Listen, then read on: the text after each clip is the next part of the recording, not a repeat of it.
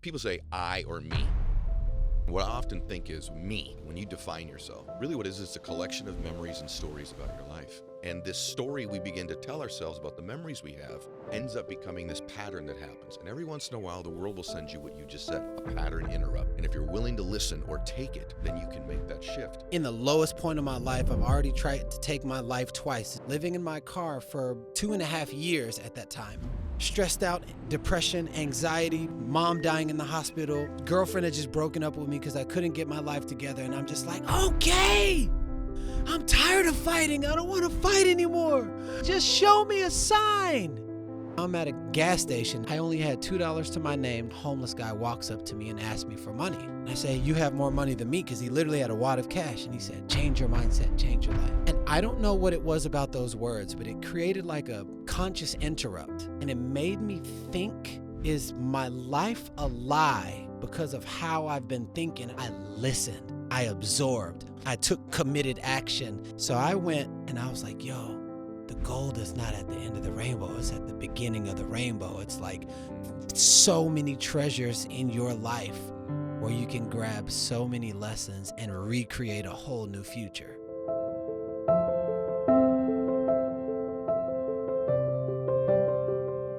All right, welcome back to the show, everybody.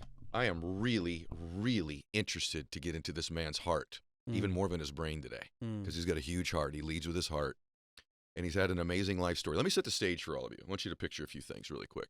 Imagine this man at 4 years old. Someone tried to kill him, tried to put him in a dryer, telling him he was going to Disneyland. That's at 4 years old. By the time he gets to 10 years old, a few men tried to drown him.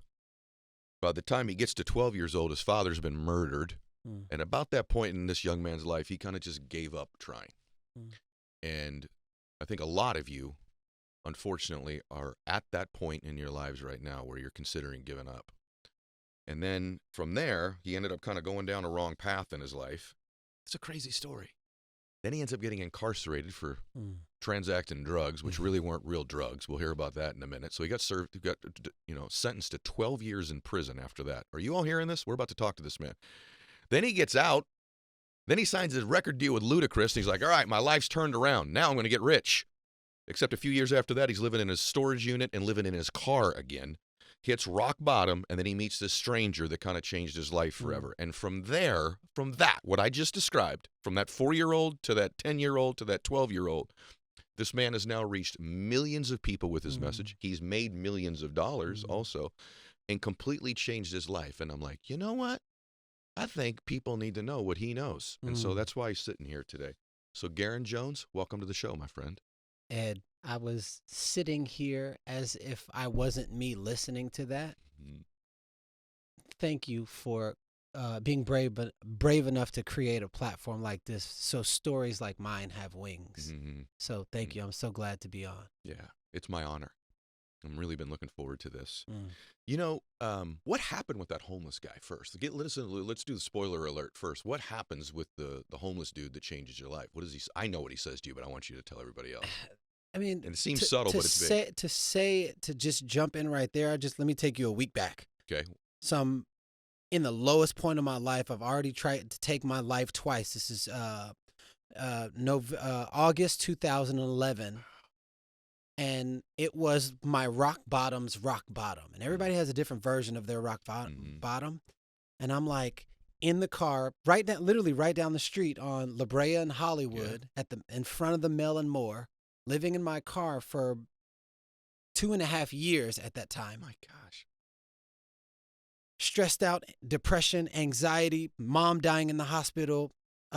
Just girlfriend had just broken up with me because I couldn't get my life together. And I'm just like, okay, I'm tired of fighting. I don't want to fight anymore. I want to be healthy. I want to be happy. I just want to inspire people. And I want to make a bunch of money. And I want the money to represent something that I passionately believe in, that I would do for free. Just show me a sign. Then let's skip to that homeless guy, because this was a week later. Okay. Now I'm at a gas station. Everybody knows you can't get a gallon of gas for anything less than like $4. Yeah. I only had $2 to my name, trying to get whatever I could because my car had run out of gas. And a homeless guy walks up to me and asks me for money. And I say, you have more money than me, because he literally had a wad of cash. And he said, change your mindset, change your life. And I don't know what it was about those words, but it created like a conscious interrupt. Yeah. And it made me think, is my life a lie because of how I've been thinking? And I didn't say those words, but there was an energy that took over me. Almost like in that movie, The Sixth Sense, where he literally saw his whole life because he didn't know he was dead. Yeah. I saw all the lies that could be lies because of the way I was thinking. Yeah. And I said, change your mindset, change your life. So if I do different with the same circumstance, or in areas in my life where I'm not happy, my life will change. I don't think that was a man. I think that was my angel. Yeah. I was going to say, that's God or the universe. Yeah. Depending on what you believe. For me, I'm a Christian. So it's God Jesus, all day long. I'm a follower as well. Yeah, I love you. You know what I want to hear everybody hear on that? You need to be looking for those angels. You need to be looking for those moments. It may not even always come in the form of a human being. It may come in the form of a book you read. It may come in the form of listening to this show here today. But there are times in your life where people say I or me. Yeah. And what I often think is me, when you define yourself, really what it is, it's a collection of memories and stories about your life. If someone says I am is a collection of the things that have happened to us in our life. And this story we begin to tell ourselves about the memories we have ends up becoming this pattern that happens. And every once in a while, the world will send you what you just said, a pattern interrupt. Mm-hmm. And if you're willing to listen or take it, then you can make that shift. Now, that's easier said than done. Easier said than done. And it's an interesting story when you hear it. But if you really listen to what he just said, that this is a man who didn't have enough money to get gas, it had all of these accumulation of people that had really harmed you in your life, done you wrong to some extent, you probably could have been justified, right, 100%. For the rest of your life. And that's what other people do too.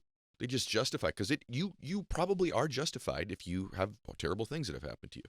But at some point you change it. How did you, because what I love about your content is it's with stories, but it's also like tactical. Yeah. Right? It's both.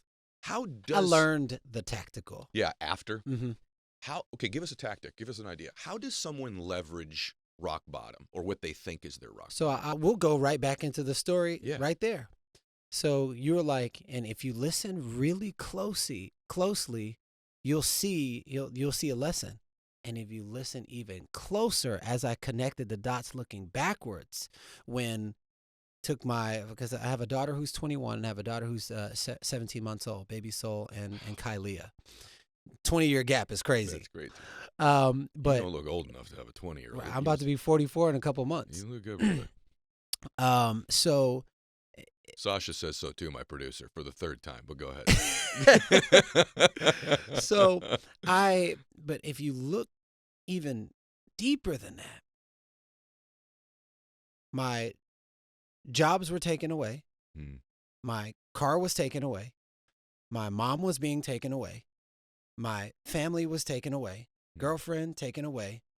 Daughter, I couldn't show up for someone when I couldn't even show up for myself. In my mind, taken away. So it's almost like the universe was stripping everything away from me so that I could be with myself for long enough to realize how much of the outside world I had given my power away to.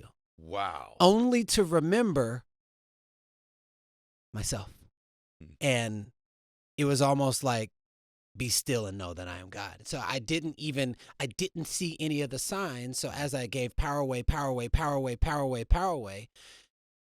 something need to get my attention for long enough so that I could be still, so that even my ego had no more power, so that a message could come from a quote unquote homeless man and say, change your mindset, change your life. And so I didn't even have enough ego to be like, oh no, I don't have any money. Yeah. I listened. I absorbed. I took committed action. And that was the ramping of how I was able to, because people always say, leave the past in the past. Not if you didn't get the lesson, because now that your future will become a recreation of your past. So I went and I was like, yo, the gold is not at the end of the rainbow. It's at the beginning of the rainbow. It's like so many treasures in your life or you can grab so many lessons and recreate a whole new future. Mhm. I'm just listening, really reflecting on what you're saying, because, something about stillness, you use that word, and quiet.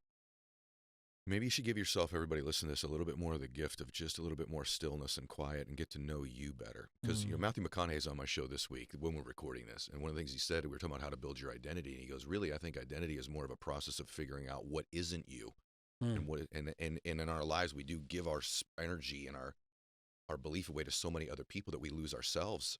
And sometimes just reconnecting with yourself is the first step. Just, who am I? What do I value?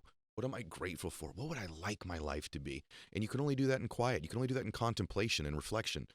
And for you give a key to this. I've not heard anybody say it this way before. You talk a lot about returning to the Garrain as a child and returning to being a child in our life. And that's where the answers really lie. And you say that adults are really deteriorated children. Yeah. Let's talk about that. When you think about it, think about Ed when he was small. Big dreams, big goals. I want to be the president or whatever it was. I wanted to be a superhero.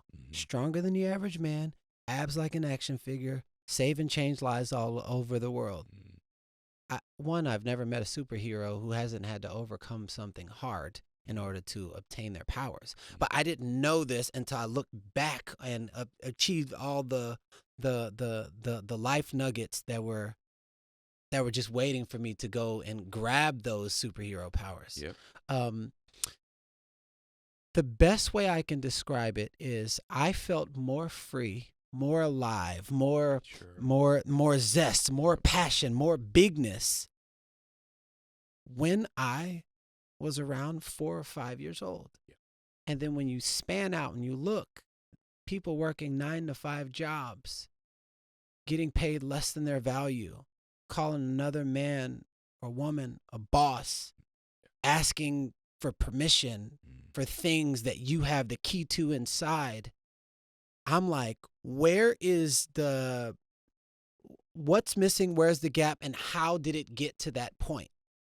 When I look at my own life, what I thought was my dad abandoning me, what I thought was my mom not emotionally not being available, which she was in the best way she knew how. But for me, my mom's never there. She's always working.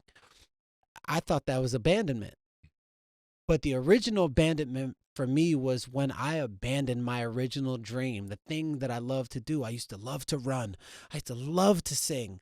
I used to love to just blurt out and wear the kind of clothes that I wanted to wear. And people like, you're too big, you're too small, you're too this, you're too that. And little by little, I abandoned who I really was to get approval. To fit inside of other people's construct of how they thought I should live my life, wondering why I don't feel seen, I don't feel heard. All this, the people see me in the millions and all this stuff. I was like, there's something missing. Well, what was missing was I didn't tend to who I really, really, really was. And I'm gonna drive home this point. Anything that anybody had ever seen me, even when I sold my book and sold those hundreds of thousands of copies and all this other stuff, in the quiet of my mind, I always knew it was 4%.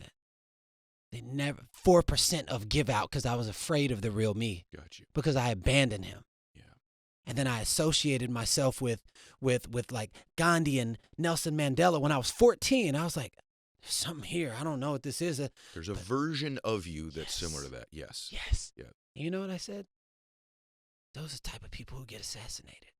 And I quit that version of me and tried to say, if I do just enough to not be seen a certain way or to disrupt other people, and I'll be in this small. But if my just enough is a little bit more than other people around me, great place to hide. You're right. I did it in sports.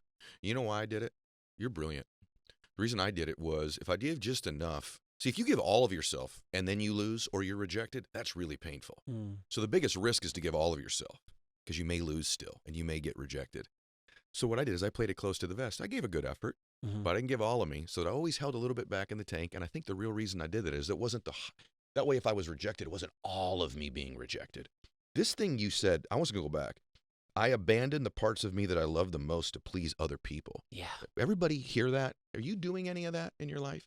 And this notion, you are onto something so big. We're reaching similar conclusions. I'm writing right now for my new book a little bit about this returning to childhood thing too. Mm-hmm. And what I said earlier about, I and me, who we define ourselves as, is a collection of memories and stories of our life. That's all you really are.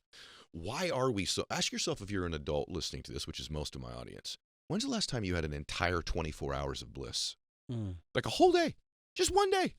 How about 3 days in a row bliss, like real bliss? The vast majority, 99.9% of adults would say, I can't remember that. I mean, total bliss. Yeah, if I took you back to 4 or 3, how many of those days did you have in a row? And I think it's because when we're 3 or 4 years old, we've not collected these stories. Yeah. We've not collected them. And as we collect them, they steal our bliss and our joy. You said something I may have heard it this way, but you said actually one of the reasons too is that emotion is stored in the body. Yeah. And everyone just needs to just consider this for a minute. If you went through some kind of trauma or disappointment, Yep. or even if you just went through, a lot of people listen to the shows, they're like, well, my dad wasn't murdered. No one tried to kill me. Yep. My dad, Ed Mylett, was an alcoholic. I come from a pretty good family. Yeah. One of the other big diseases in life is the middle. The middle. I almost think to some extent it's great to be raised by like amazing, wealthy family or whatever, because then you got all these, options and stuff. And kind of coming from screwed up families like me and you, there's an advantage to that because you kind of to some extent know what you don't want in your life. Yep. But the middle is like an asphyxiation of average. And so a lot of people's thing isn't trauma. It's like neutral. All their life's in the middle, and there's no bliss there because there's no catalyst to move from it. So what do you mean when you say emotion is stored in the body? Well, how good is this, by the way, you guys, already? Well, I'll tell you this. Context is everything. So anytime I share, there's a lot of people that haven't been to prison before. There's a lot of people that haven't tried to kill themselves or lived in their car, those type of things. However, you have been in a job that you know you don't want to be in, and you've stayed in it for 10, 15 years, or even in a relationship. You're like, in the quiet of your mind, my friends, that is prison. So as you hear this prison story, and as you hear the father's alcohol story, I promise you, those same emotions can still be stored in the body of unworthiness or not enoughness or all those different things. So context matters.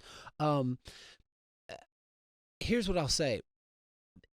It is important to know that we're not just that we're not just like skin and there's nothing inside. Like there's eyes blinking, there's hair coming out, and there's follicles and these thoughts. Where do the thoughts come from? Where do these ideas? Oh my God, I was running on a treadmill and I just had this idea for this book that sold 2 million copies. Like there's a spirit inside of you, and you're also a vessel. So if you're a vessel, and if you think of like a water hose, and you tie a knot in the water hose, and you have 600 pounds of pressure of water, and you turn it on, little spigots of water will get through. So if you think of your vessel, your channel, whatever's coming inside, ancestral wisdom, ancient wisdom, conversations with God, all of it just coming through. Where do ideas come from? And you feel blocked, or you feel your intimacy is like stuck, or your creative capacity is not gone, or you have no desire, no passion, you just can't connect. I guarantee, and I don't have the scientific research to prove it, but I have the personal experience of hundreds of people that I've worked with. Way more valid. Yeah. So the experiential knowledge, what happens, say for instance, like me, I was molested when I was 13 years old. And that was something that really did something inside of me. And it was a story and an impact. Well, that story and an impact will stay inside of your nervous system for the rest of your life, which is why if something happens with your dad or something happens with your mom, if there's physical abuse, mental abuse, and then all of a sudden you never, because as little kids, you don't really know emotional intelligence. You never had an opportunity to release that in a healthy way. It stays stuck. Then you attract a boyfriend who yells just like your dad, and then all of a sudden you get triggered. That trauma it's energy that's stored in your nervous system. And as long as it's in there, anybody that brushes up against that you'll blame it on them. You'll blame it on your skin color. You'll blame it on the religion, the president, the God. But deep down inside is a little kid that was hurt.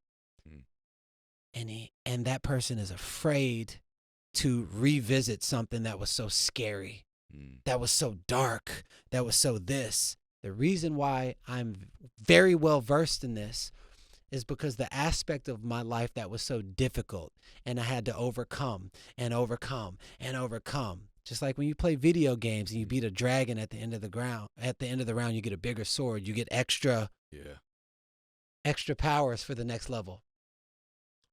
Because of a lot of levels that I've personally overcome, not read, my life was the book. I got a lot of great insights that I could share to help you to collapse time frames so you don't have to learn something 20, 30, 40 years and pay millions of dollars in your life to be able to obtain. So you get to listen to today's show. Huh? You get to listen to today's show. 100%. I want to validate something for you that you just said. I want everybody to hear is give you a different version of the same thing. Then what we're going to do after that is we're going to start taking some of the practical steps this man did to turn it around, because it's unbelievable. So I want you to know the steps, but I want to share something with you just to validate your work.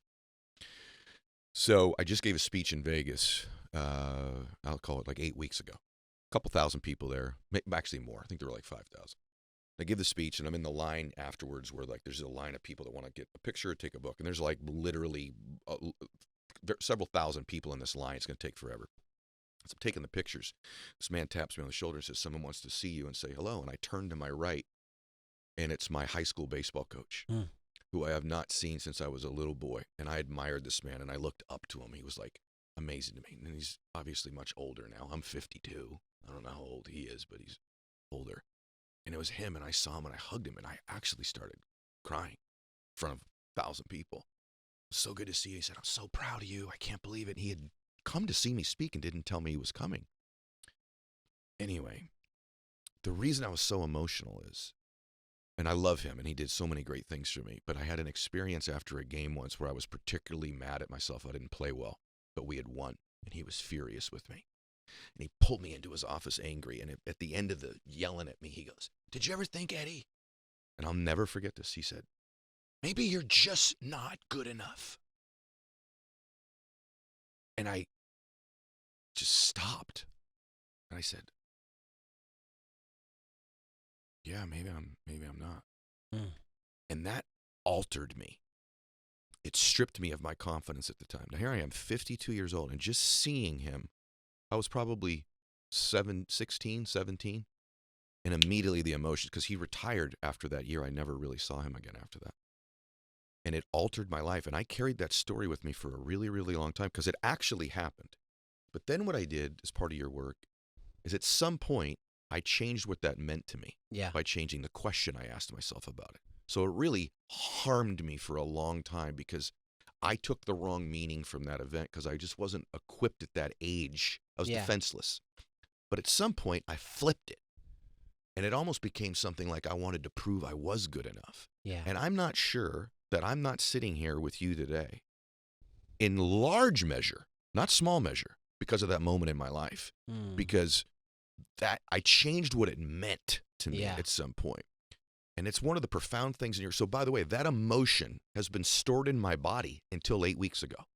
Until 8 weeks ago, I got to release that emotion. So you are so right about these moments in our life that we think aren't significant, that I'm telling you at 52, I couldn't let go of him.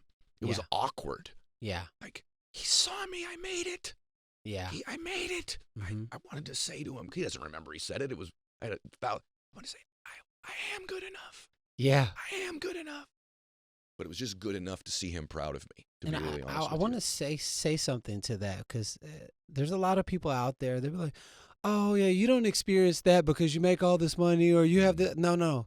Nobody is safe from what has impacted us, and everybody has their moments. So just because someone may appear to be successful, even Ed, and I want to acknowledge you for saying that, because A lot of people don't say those things. So the fact that you even said that is saying a lot for people Same with you. creating. Yeah, Same exactly. with you, by the way. So I really want to acknowledge that because you talk a lot about vulnerability and authenticity, and it's really something I've really decided is the most cathartic thing I can do in my life. And by the way, Coach, I love you. You did millions of great things for me. But we all have that moment in our life, right, where I'm sure he doesn't remember it, but man, did it alter me. It just went into my nervous system and has stayed there all these years. Yeah. You talk about, here's some of the steps that you went through to start to turn your life around that you weren't doing prior. Yeah. So I want you to just share some of these things. I'm going to, not rapid fire, but like I want to talk about them. Voluntary discomfort, which included some phone calls you made to certain people too. I'm sure it was uncomfortable. So just take the bow around that. Yes. So I didn't know that you can't change what you're not aware of, but I was changing and I didn't realize that it was rapidly changing my life. So everything I'm about to share with you is as I connect the dots looking backwards. I saw the power of apologizing to somebody for something that I did when I was 7 years old that I didn't know that she held. Like I hit this girl over the head with a backpack when I was 7. And then I messaged her like 6 years ago. And I was like, hey, kids do the stupidest things. I know you don't remember this, but I just want to say that I'm sorry. She goes, number 1, why did you do that? I'm in tears right now. 2, what about me made you do that? 3, the same thing is happening to my kids and I don't know what to tell them. So it was that moment right there. I was like, oh, people keep things. They remember how you make them feel. Yes. I wrote a list. This is crazy. And I didn't know it was going to turn into as many people from kindergarten up to present date. I wrote a list of 250 names of everyone that I had ever impacted negatively, thought of negatively, not even in the physical, thought negative thoughts. Wow. And anybody who had ever hurt me with the intention of apologizing for my part and not expecting them, whatever their response was their response, I was clearing myself. I wanted to be truly free because you can't fight for something that you can only give to yourself, which is internal freedom. The person who molested me, people who jumped me, but I held on resentment for 30 years. I was like, I just want to apologize for when we had that fight. I want to apologize for holding resentment towards you for 30 years. They're like, what are you apologizing for? We were the ones who jumped you. And I was like, but I held on to the resentment. That resentment affects me. And so I just want to create the possibility of just having no negativity when I think of you. Jeez. Instantly freedom. So I did that for 250 people up into present date, including forgiving the 2 men, and I don't know where they are in the world, forgiving the 2 men who murdered my father wholeheartedly. Simultaneously, I'm watching all of this business come. I'm like, where are these people coming from? I forgive these 2 people, 2 new people come into my business. I let go of this thing, this new thing. It's almost like this universal order of this magic trick. I do this, and I spoke to my spiritual advisor, Monica Zanz. She said, Garrain, you released hate from your heart. These were all little subtleties of hate.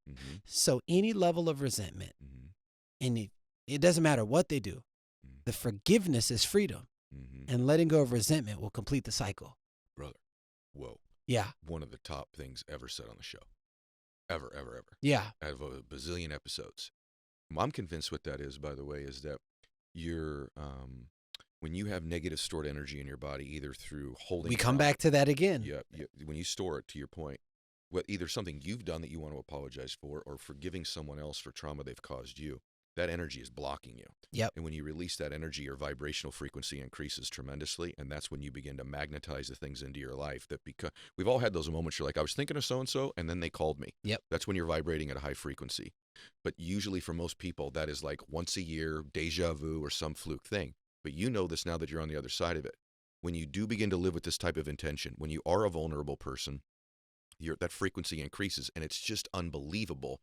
Perhaps all these things were already there, but your reticular activating system was blocking you from seeing, feeling, or hearing them, or perhaps they weren't there and now you're attracting them. But all I know is they've appeared in my life the last 30 years in ways that are what you would consider to be miraculous, which now has become habitual. Yeah. Right? What was once miraculous is now habitual.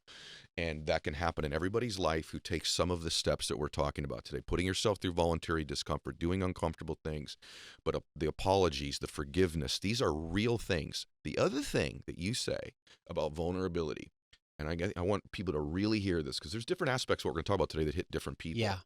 But you're so right. I said this 20 years ago. I haven't said it since, so I know you didn't get it from me. It's yours. But causing people to feel safe in your presence is one of the great keys of being a leader of anything, is that people can feel safe in your great father, great mother, great brother, great sister, great business person, right? Great coach, great anything. People have a tendency to feel safe in your presence, and you say the pathway to that happening, ironically, is to be what? Man, there's so much. There's so much to that. That's such a loaded question. But when you accept who you really are And are willing to share it. Yeah, and you're willing to share it. Mm-hmm. And you're willing to create this it's like a pathway. There's an energy that just comes through you through the presence of vulnerability. Yes. That level of openness, it taps into the voiceless, or it taps into the voiceless part of you that you haven't yet given a voice. And so because you can't be what you can't see. So the second that you talk about something that most people won't talk about, and they listen to who they relate to, and then they can relate to it, then all of a sudden that part of them that they haven't given a voice goes, I'm not alone. I learned this skill because in the scariest time of my life, where I'm still living in my car, I was still $200,000 in debt. I got tired of living a life trying to put on a mask or pretend to be what everybody else thought I should be. And I say, you know what? And then Rihanna's song, "We Out Here Living a Lie" came on. It's like, out here living a lie. I couldn't get it out of my head. I was like, no more. True freedom is the power to possess your own mind and like use it in a way that uplifts yourself and other souls. Really good. That's really good. Drop the mic. He paused because I about fell out right there. That's really good. Keep going. I went on Facebook, and the post is on Facebook right now. I say, you think you know me? You have no idea. Here's what you know. You know, this, and this. You know, I've dated this person. You know, I was in this music video 15 years ago. You know, this because this is what I told you. But what it really is, right now I'm $200,000 in debt. I'm living in my car. I've cheated on every girlfriend I ever had. I have no relationship with my family. And I just put it all out, the scariest moment in my life. First message I got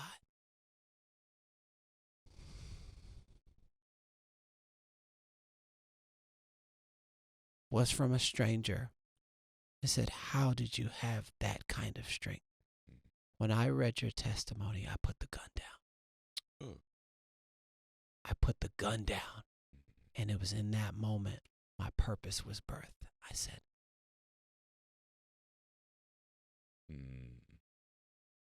I know why I'm here. To speak, to be the voice of the voiceless, or the parts of you that you haven't yet given a voice. And I know there's all those people doing all these other things. But when it comes to that deep, dark, treacherous place that people mask and they try to overcompensate and do all these other things, that's my playground. Yeah. That's so unbelievable. Most people are listening to this on audio, so they didn't just see your face.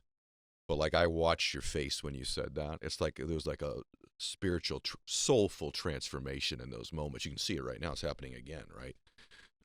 By the way, thank you for listening to the audio and share the podcast today. But I have to tell you, like, it's all over you. Now, by the way, just when you think we're getting real foofy here, you're not so foofy. You're pretty hardcore, too, when you're frank with people. So there's this piece, and then there's like, hey, bam. And I was watching some of your content the other day, and I'm like, damn. You literally said on something I watched, I don't feel sorry for you if you're broke. I don't feel sorry for people who tell me they have no money. This was interesting to me. From everything we just said, I'm taking you the whole other direction of how I do this. Right? Yeah. I want people to see the whole perspective here. And then you said people that say, hey, I don't feel seen. You said you kind of chuckle and laugh. So there's a part of you that's like, hey, and I think the reason that you do that is you know now so deeply that people can change that you're not going to give them their BS ways of getting out of it. Right? Yes. But just talk about that for a second, because like, it's one thing to be what we're both talking about, being vulnerable, sharing these parts of our souls, making people feel safe. These are all things that are beautiful for two masculine men to be willing to talk about. Absolutely. Same time, though. Same time. There's this other part. He's like, I don't feel sorry for you. And, and why is that? And, well, I want you to elaborate on it. Well, I'll tell you this. I'm a big context guy. Me too. So in the same conversation, my story will always live there. Mm-hmm. The vulnerability of my story. Yeah. So, but Garrain, you don't understand. I don't have any money. And I'm like, somebody said to me the other day, oh, no, it's easy for you to talk about that. I mean, you have this big house and you have the wife and you have the, yeah, I've been saying the same thing when I was living in my storage unit and sleeping on bubble wrap, sleeping in an abandoned building. Y'all are just now catching up. Mm-hmm. You know, like when I was living in my car and you probably had a home, I don't want to assume. By the way, I have a photo of the storage unit right there that he was living in, just so you all know. It's right here. So I have it. Keep going. So it's difficult. And now I can have empathy and compassion. Absolutely. But I wouldn't just come out if somebody was like, oh, you don't. I wouldn't just laugh in anybody's face. Sure. There's always context and my story that goes with it. So if somebody's saying that, and I'll be like, hey, I experienced the same thing. Mm-hmm. And you know what I did when I was living in my car? I went to Starbucks every single day, and I wrote down 10 things that I'm good at, 10 things that I absolutely love to do, found a way to weave that, and then I went on Craigslist, and I found a way to make money every single day, and then finally something hit, and then something else hit. So what you're seeing now is the overflow of what I was doing when I was living in my car. It's almost like God was like, I want to see if you are really serious about what you say you want to do. Mm-hmm. Okay? Pay me no money, and I will still do it. And I will do it to excellence. And that's what I did. So therefore, when the money does coming in now, like more money is coming in, I'm like, it doesn't surprise me. It makes sense because I put in the work. Well, the reason you did, though, and this is important, you make a big, you paint this distinction. You didn't try, okay? You did this like your life depended on it. You say there's a big difference between, listen to everybody really close. If you keep trying things, that is the lowest possible commitment level is to try. Now, I'm not saying, in my book, I literally have a chapter called One More Try. So I believe in trying something again. But behind that, there has to be something in you that has already sort of pre-negotiated the price you're going to have to pay so that you're not constantly navigating the price you're paying. Because you talk about trying versus mastery. Yeah. And by the way, I think the money comes in. You're earning the money while you're trying to get good at something. But the money doesn't come in until you've mastered it typically, or at least increase your capacity to do it. Like in business, I earned most of the money I make now when I was broke years ago. It just comes in now. But I earned it back then when I was making an effort with no reciprocity. I was making an effort when nothing was coming in. In fact, I was making an effort as my life went backwards. So it was earned then. I'm just getting paid now. So good. Right? And so good, Ed. So good. It's just true. And that's the hard part of watching successful people, because they behave in a particular way often when they get there. I didn't earn my money now. I earned it back then. And you had to you cannot go from living in a damn storage unit, being incarcerated, blowing through a record deal, having a dad that's murdered, having someone try to murder you in your damn life, right? All these mistakes you've made. And like, I'm gonna give it a go. That couldn't have been what it was. You don't go to where you are by giving it a go. So what's the difference? I would say the difference is most people don't realize the value of not giving it a go. So I'm gonna try it a time or two to see if it works. Here's what doesn't work. Everything that you've done up until this point where you felt like it didn't work, and then you kept doing that. So what you did is master it not working. So you're actually in mastery any direction you go. So this is why I teach a lot at my retreats on energy transmutation. Tell us what that means. Yeah. Who I was when I was sleeping around with all those women, breaking into cars and everything, that there's an energy behind it. It's not the action, it's the energy behind it that's driving that level of success. That same person is the same person that messaged 900 producers say, get my song on a record, get my song. And then in 30 days, I had 28 songs. And then 2 months later, I had a record deal with LUDACRIS. It was the same. I just transmuted the energy in a different direction. So you come into mastery when you're doing something over and over and over and over, like the little kid learning how to walk over and over and over and over and over. And walking is not even our natural state. It's something that we adapt into. So you adapt into mastery. Mastery in excuses, insecurity, devaluing yourself, devaluing people around you. And if you could see that you're actually a mastery-esque person, you just need to transmute that energy in a direction where it's moving you forward, not keeping you stuck or keeping you back. So all this is a redirection, because you can't see the picture while you're in the frame of what really matters to you. Staying in the same spot or moving forward and creating an extraordinary life for yourself and your family. I started caring that my mom was working at a job that was killing her.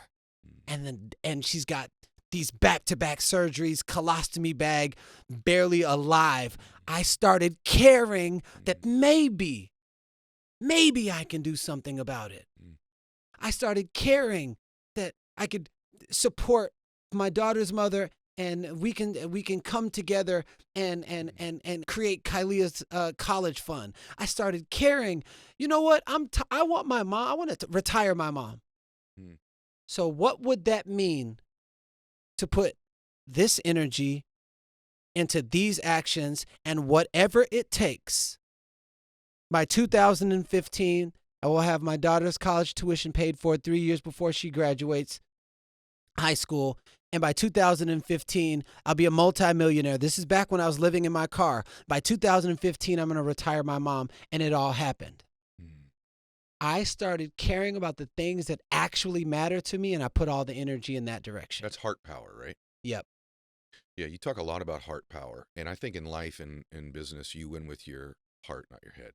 I think you have to have good strategies, right? Yeah, But I think for sure. you win with your heart, and most people aren't willing to put their heart into it. If you're listening to this, you got to put your whole heart into it. If you're going to be in a really blissful, loving, incredible relationship with somebody, you have to have your whole heart in it, just like you do with your kids.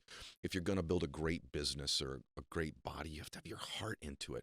Your heart's 50,000 times more powerful than your brain. The electrical current is, the power of it is. Now, you get your head and your heart in congruency, and you have that, now you're unstoppable. And that's really what you did. But the other thing you did, I'm just watching you, is you took advantage. You are leveraging part of your giftedness, doing what you do now, right? And I think for a lot of people, that's part of the rub as well, is like, what's my gift? And understanding that you do have 2 or 3 gifts that are unique to you. So talk about leveraging your giftedness. Where is it? And then maybe a little bit of a tip for somebody to figure out, if they don't know, what maybe their giftedness could potentially be. What you were just talking about, that heart power. Mm-hmm.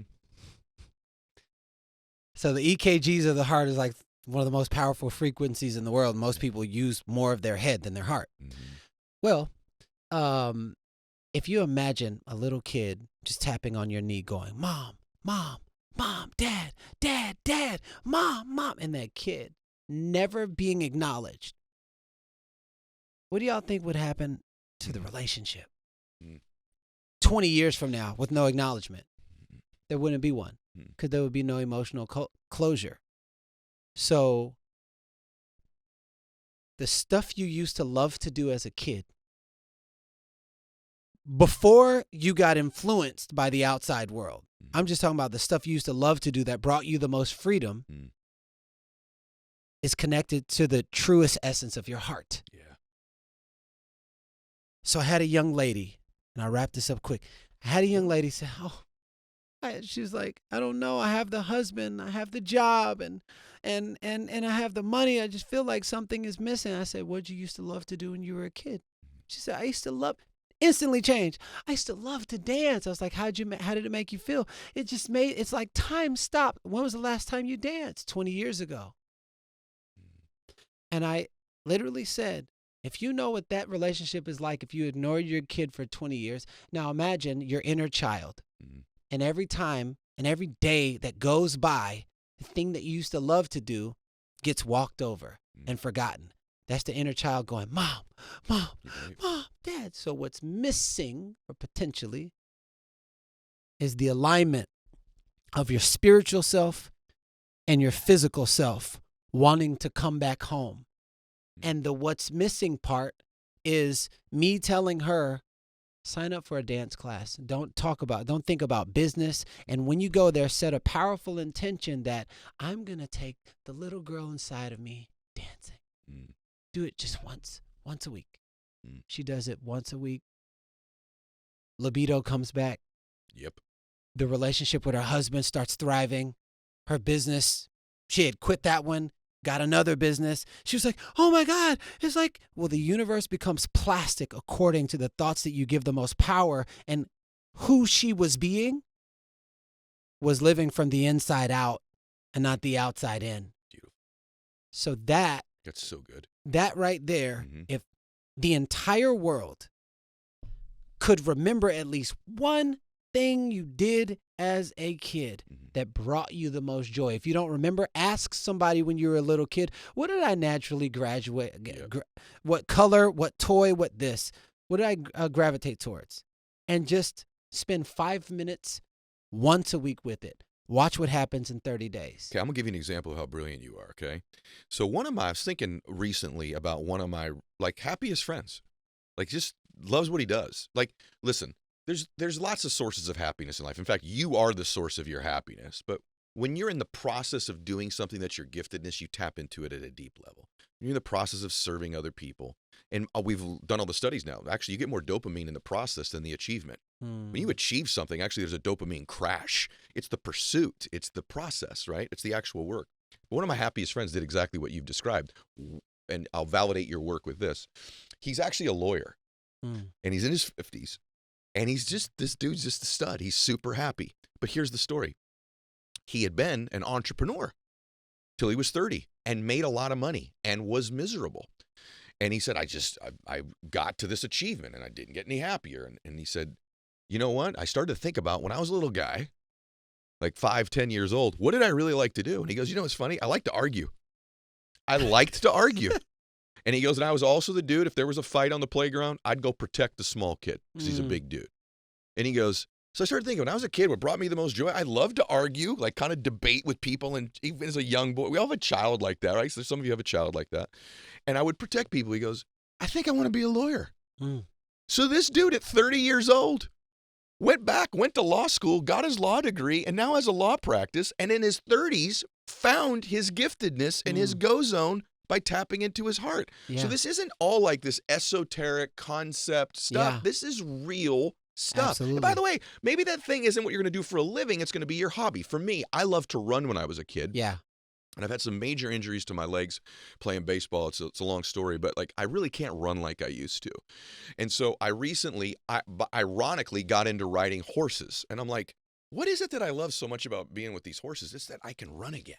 And they can run faster than me. So it brings me joy. These are all the pathways that when you listen to my show, you guys, and I put brilliant people in front of you and we get into this thing that you and I are doing right now, open your mind up and go around it. You know what I mean? Think about all the places that there's applications of what we're discussing here. Yeah. Because when you do, you'll understand the genius of his work. By the way, Garrain has a book I didn't mention earlier called Change Your Mindset, Change Your Life, Lessons of Love, Leadership, and Transformation. It's been out for a while.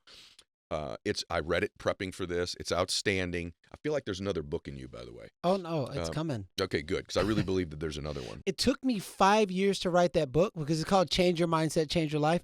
Every time I kept growing, I kept changing. And my boy Preston was like, Garrain, if you don't put that book out right now. So that was a younger version of me, and I've evolved so much since then. Well, by the way, one of the things they should know is you have this incredible book, and you like had a learning disability or something in school, right? Like let's just so it's like whatever your excuse is, I want to put somebody in front of you who's probably going to take it away. Everybody, right? Like you just take away people's excuses, but you also feed their dreams, you feed their spirit. So I got one last question for you. By the way, let's just be real. This has been really good. Right. We could have, I was just saying, I don't want this to end. I don't want it to end either. Totally kept going. Well, and you know what, by the way, what that just means is every once in a while, someone gets an invite back. So, because I would love to continue to, well, you and I are going to have these conversations privately now, I can already tell, because there's, you can just feel the spirit, right? You can feel it. So I guess what I want to know is, you know, if someone's listening to this right now, and they're like, you know what, I think I've got some inspiration here. I think I've got some of the keys. Is there a step you would say like, hey, and by the way, this is hard because there's people listening to this right now that are really in flow. They're making millions and millions of dollars. They're running big companies. Then there's people like, I don't have any priority for that. I'm a nurse. I love the Ed Mylett show. It feeds my spirit every single week. Then you got young people, you got athletes, you got fitness people, you got people all over the world, right? So it's a broad question. But is there something you do daily that you think just serves you to live a more productive, blissful life that I didn't ask you today that we'll get into more next show? But what would be one other thing you do as a practice? I love that you spoke about the person in flow, doing all that, and then, you know, the mom that's doing what she's doing, and I mean, she's in flow in her own way. Absolutely. They just flow differently. That's my point. You know, I'm fortunate enough to be able to be a personal coach to some really high profile people, sold their company $800 million, and just like really be in some really powerful circles. I just hang out with really cool people, and we share our gifts, and go into prisons and go into juveniles and do the things. It's all different elements of the gift. And the one through line, I got to keep coming back to it. The one through line, as I've worked with some of my clients, face down, in their hand. I mean, big business. I lost myself. I don't seem to. I worked so hard in business, but I forgot what it was like to feel again. And it's the same thing on this side. It's the through line. This is why both people show up in my events, both of them, because the through line is full self-expression and living your authentic nature. You spoke about heart power. The name of my company is Artist Power. So I'm as a creative writer. You can't say heart without the art. The H is silent. God is love. Love is God. Art is power. So, and artist power is the artist is the little kid that's inside. And we just teach you how to tap back into that energy, because they say kids are the closest thing to source. So when you tap back into that energy, you unlock a power that is so divine and true, and God is just so happy and says, let me show you what I can do.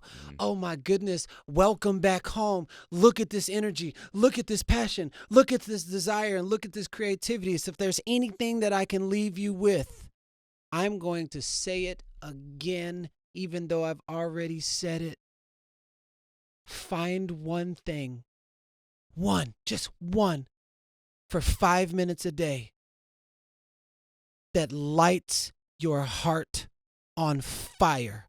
Regardless if you're an analytical person or a spiritual being or a heart-based person, or you are broken, find one thing for 5 minutes a day, whether it's singing, whether it's dancing, whether it's playing the old Tetris, whatever it is. And if it sparks a sense of joy inside of you, I want you to close your eyes and say, I accept myself fully. I love myself fully. And I get to be the bigness in who I've always been. If you say those 3 things, give yourself 5 minutes and find a thing that sparks joy inside of you. I want you to pay close attention to the details in your life that don't typically happen that then start to show up. It's really, really good. This has been an extraordinary conversation. Extraordinary. By the way, you can accept yourself and love yourself and still want to grow. Yeah. And still want to make changes. Absolutely. Let's just be very clear about that. They're not 2 different things. You could love yourself and accept yourself and go, but I'm getting better. I'm addicted to the expansion of my being. And that's why I do the show, what we did here today. That's why I do this. Very grateful for you. Glad you're in the world. Glad you're in my life. Likewise, brother. Yeah. This has been extraordinary. And you have a friend in me. If I can help in any way you continue to contribute to the world, I'd be honored to do it. You vibrate at my frequency. If y'all felt the energy, I mean, some of y'all gonna feel it. Those who know who knows. Yeah. But if y'all were in here in person and you could feel the energy that's proceeding past the conversation, you'd be like, damn, I could have been in that room. Yeah, I pray I pray that you all feel it wherever you are, running on the treadmill, driving in your car, with your kids, wherever you are right now, whatever you're doing. I hope you feel it. Honored. Thank you. Make sure you go follow Garrain on social media, on Instagram particularly. Follow me on social. Make sure you're sharing the shows, guys. This is the fastest growing show in the world. We keep hitting number 1 or 2 in the charts on a regular basis because you all are sharing it. And it's because of the quality of the human beings that God's putting in front of me every single week and our extraordinary conversations together. God bless all of you. Max out your life.